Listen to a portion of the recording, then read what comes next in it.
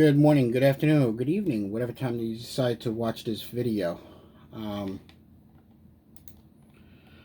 Well, it happened again, and I'm pretty much at a loss of words here that this sort of stuff is happening again.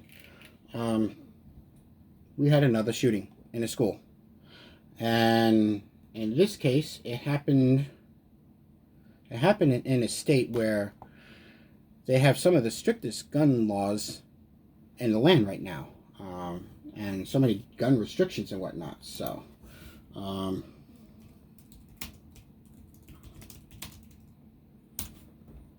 just looking it up right now. Okay, in Santa Clarita, California school shooting. Okay, and in this case, it looks like 2 people were killed, if with the research that I've been seeing here and whatnot.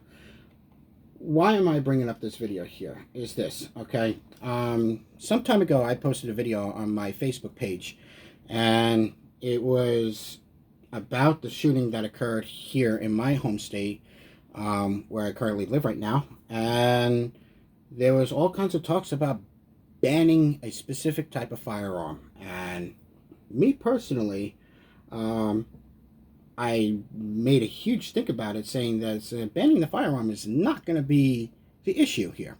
Okay, what the issue is, it's the individual who has decided to use such firearm to commit the heinous act. Okay, and by definition, a criminal is not going to follow the law at all. And there have been some people out there who has publicly announced, "Oh yes, hell yes, we're going to take your AR-15, we're going to take your AK-47 and whatnot."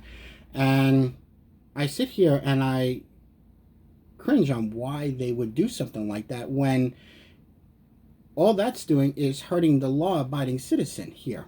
Okay, and I can't reiterate enough that it's not the gun who does the killing, it's the individual who pulls the trigger, who uses the gun to commit such heinous crime. So here's an example. Here's my Glock right there. You can see it's unloaded right there.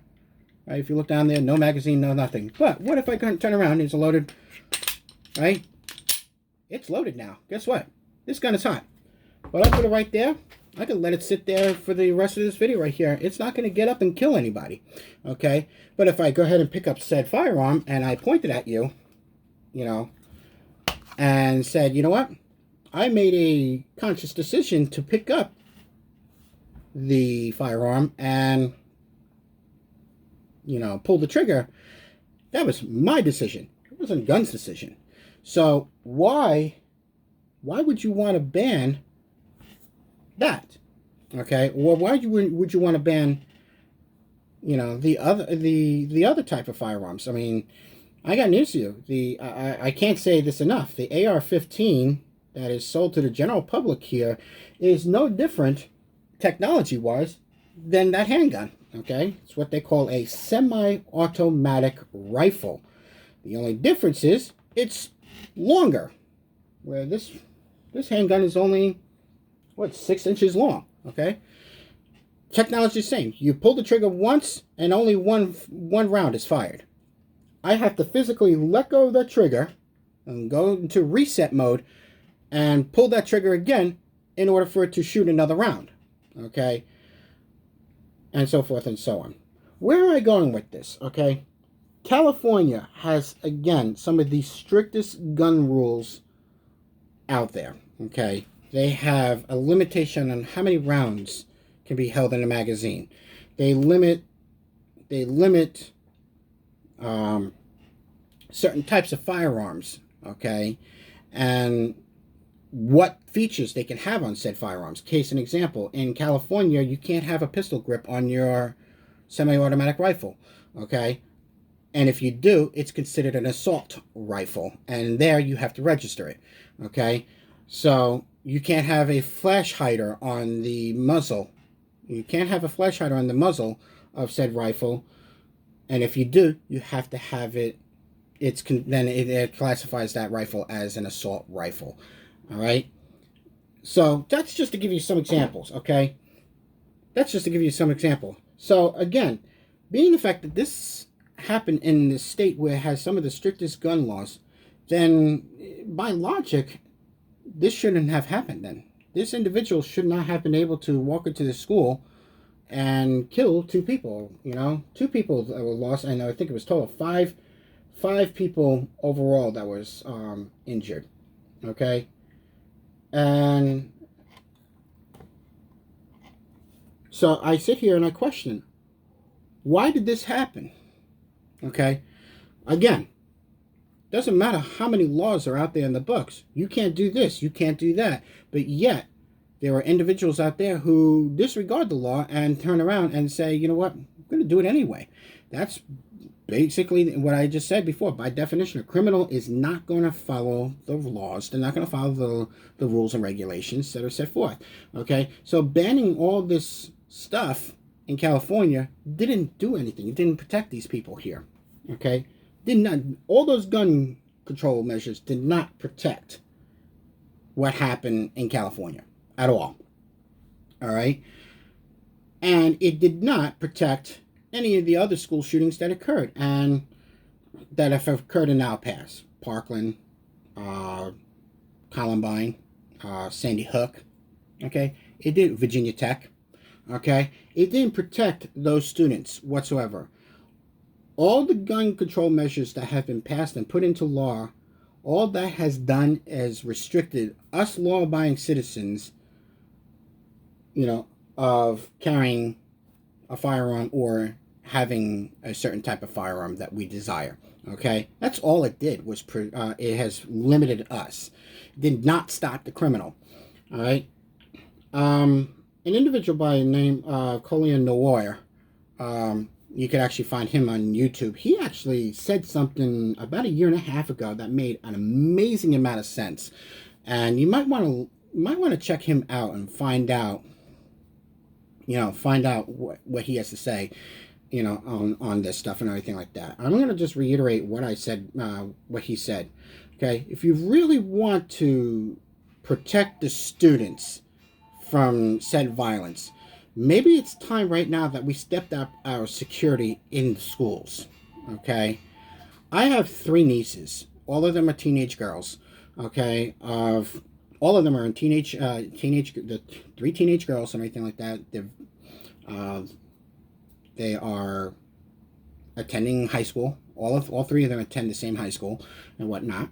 And I sit here and I said, what's to prevent somebody from going into that school and shooting up that school? Okay, what's to prevent somebody from doing that? All these crazy gun laws are not going to do that. You get a criminal who's going to pick up a firearm and could walk into that school right now, say, oh yeah, I'm here to visit so-and-so, and then out of nowhere, pull out the firearm, bam, blow away the secretary that's right there, and then go on a shooting rampage with inside the school. That individual's already inside the school now.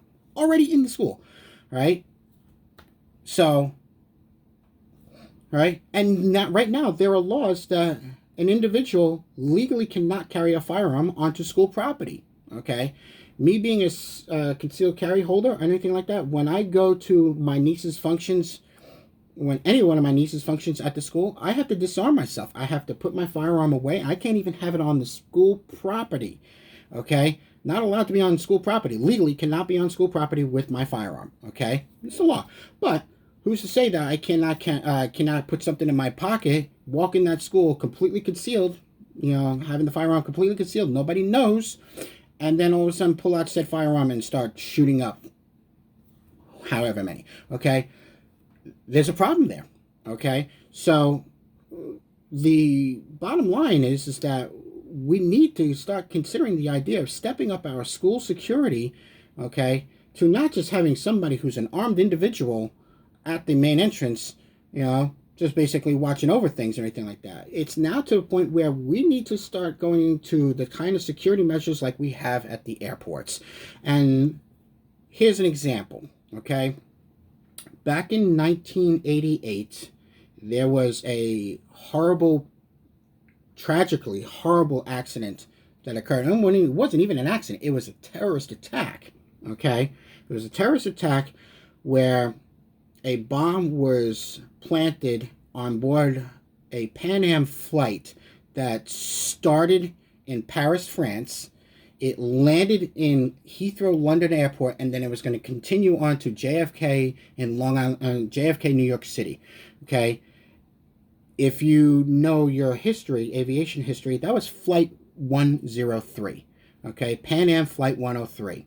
Okay, when the plane made it into London, there was a slew of passengers that came off that aircraft and new passengers came on board, and there was a bunch of new luggages that were put on board that were never screened, and as a result a bomb slipped through what's supposed to be their security measures, and unfortunately the plane exploded at 30,000+ feet over Lockerbie, Scotland, killing everybody on board, plus a number of people on the ground as well.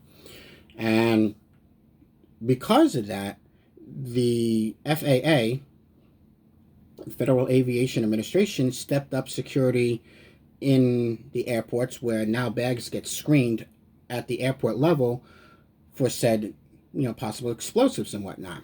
Okay, guess what happened again? In 2001, we had a horrific attack on our country here, and everybody knows it. It's 9/11, where 4 planes were hijacked. 4 planes were hijacked here on our land. Okay, on our land, on our soil, and people got through security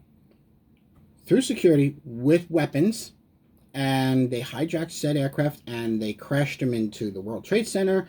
There was a plane that went into the Pentagon, and then there was one other plane in Pennsylvania that went down. Because of 9/11, the FAA turned around and mandated, okay, we need to now increase our security level at the airport level. And since then, since those new security measures went into place at the airport level, not one hijacking has occurred on a U.S. bound aircraft or a domesticated generated flight here in our land since then.